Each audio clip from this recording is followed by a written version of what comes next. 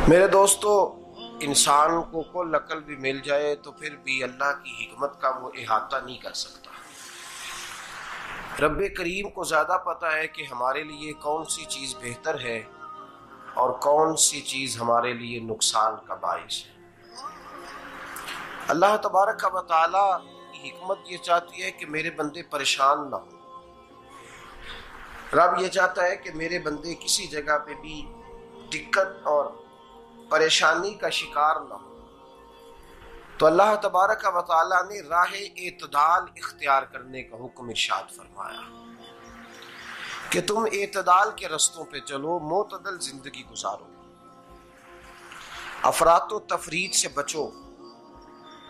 आज जिस माशरे में हम वक्त गुजार रहे हैं, इस माशरे में हम इस बात को समझने से कासिर हैं कि असल हमारा मसला क्या है। हमारा असल जो मसला है उसकी शनाख्त हमें कैसे होगी और हम फिर उस तक रसाई किस अंदाज में हासिल कर पाएंगे। हम हमेशा अपनी आमदन बढ़ाने के चक्कर में रहते हैं। एक काम और शुरू कर लें, पार्ट टाइम जॉब शुरू कर लें, कोई साइड बिजनेस उसका आगाज कर लें। हमारी जो दौड़ लगी हुई है वो लगी है काम बढ़ाने में, आमदन बढ़ाने में। हालांकि इस्लाम हमें ये कहता है कि तू आमदन बढ़ाने के चक्कर में ना पड़। असल बात यह है कि तू अपने खर्चे कंट्रोल कर।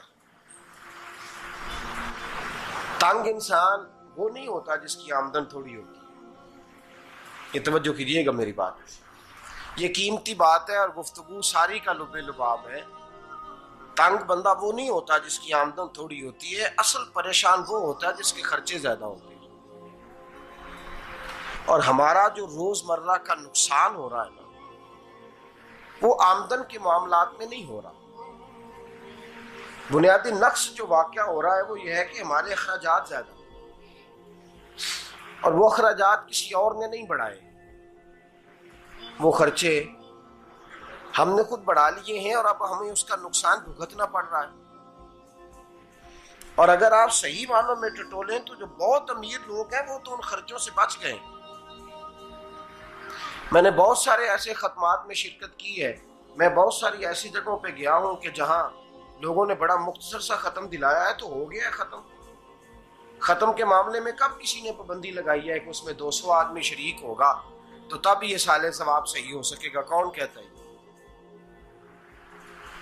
या शादी के मौके पर अगर सारे बहन भाइयों को न बुलाया गया तो मेरी शादी पाया तकमील तक नहीं पहुंचेगी, इसमें बरकत नहीं होगी। ये किसने फतवा दिया है? मोतदल जिंदगी का इस्लाम हुक्म देता है।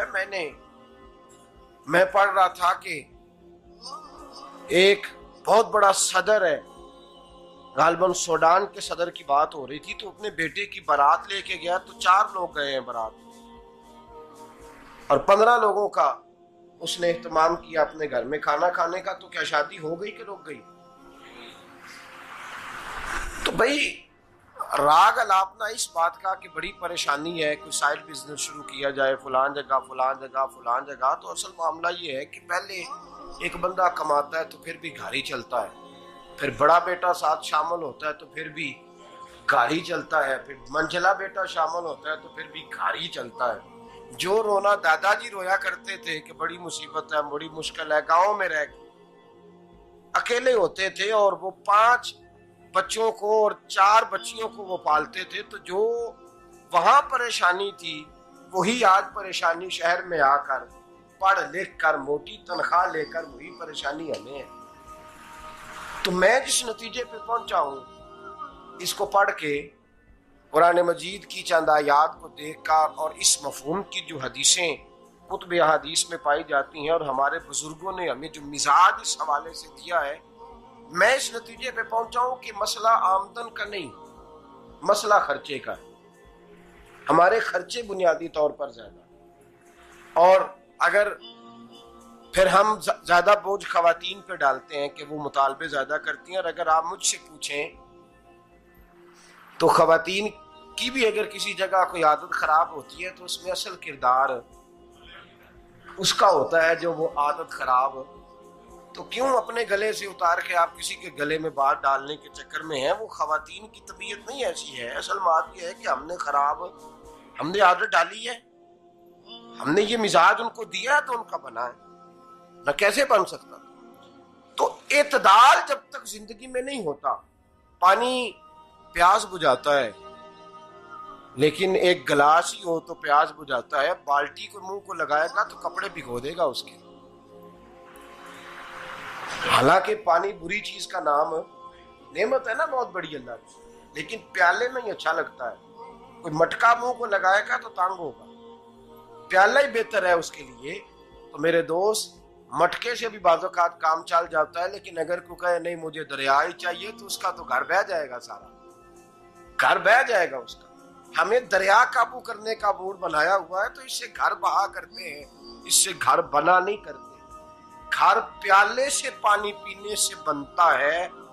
अगर तू दरिया पे कब्जा करने का मूड बनाएगा तो घर बनेगा नहीं, घर बह जाएगा।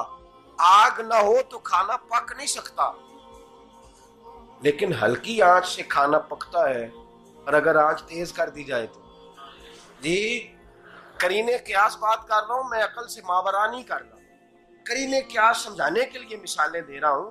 हल्की आंच पे खाना पक जाता है और आग तेज हो तो खाना जल जाता है। तो खाना उतनी देर खाने के काबिल रहता है जब तक वो हल्की आंच पे पकता है। तू जितनी मर्जी तू कहता है नहीं मेरा गुजारे नहीं, आग तेज होनी चाहिए, तो मियां जल जाएगा, जल जाएगा। हवा न मिले तो सांस नहीं आती, ठीक है।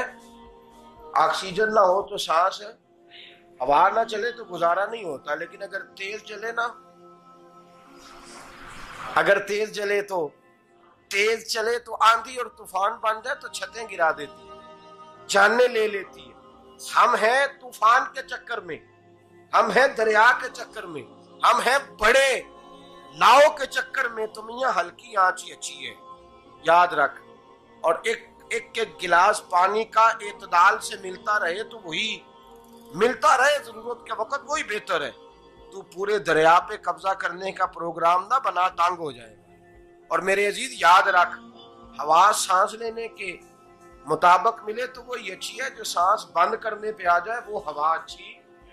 हमने चक्कर चला लिया है कि ज्यादा पैसा, रातों रात पैसा, लंबा पैसा, ये प्लाट भी मेरा, वो प्लाट भी मेरा, गुजरांवाला भी, गुजरात भी, लाला मूसा खाड़ी और पिंडी तक जहां मैं जाऊं मेरे नाम की तख्तियां लगी हुई होनी चाहिए। इस्लाम मना